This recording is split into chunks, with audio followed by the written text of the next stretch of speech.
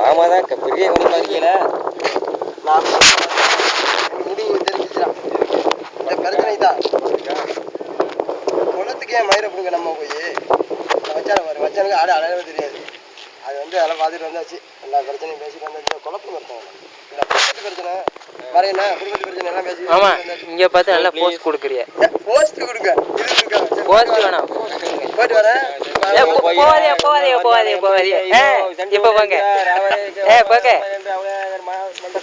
மறையாண்டா போட்டா விடுறா. போடா பாதி சொல்லி விடுக்கிறா போட்டாவ. போங்க. ரைட்டு அப்படி போங்கம்மா. போங்க அட போங்க.